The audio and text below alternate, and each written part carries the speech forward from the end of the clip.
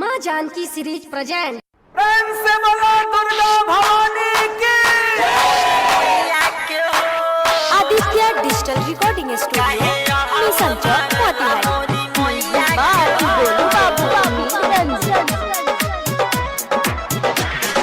रंग बिरंग फूला बाग बड़ुए कैसन माली न एकर भाग बड़ुए। प्रेम से बोलो दुर्गा भवानी की। रंग बिरंग फूला बाग बड़ुए कैसन माली न एकर भाग बड़ुए। गुन कौन बाटे निम के पतैया में हो, गुन कौन बाटे निम के पतैया में हो।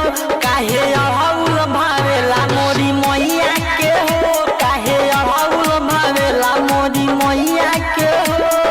प्रेम से बोलो दुर्गा भवानी की। गोलू बाबू काहे अहौल भावेला मोरी मैया के हो। बेली चमेली के नाम बावे बाड़ा, तब मैया के ओढ़ौल रे सोहाला, तब मैया के ओढ़ौल रे सोहाला।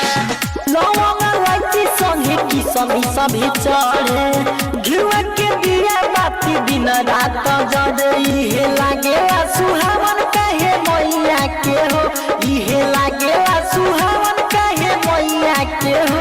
काहे अहौल भावेला मोरी मैया के हो, काहे अहौल भावेला मोरी मैया के हो।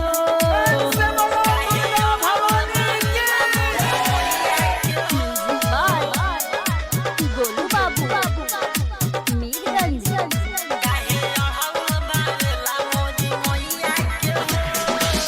शेरा सवारी हाथे तिरसुल रहेला, माइयो के माई होई जगई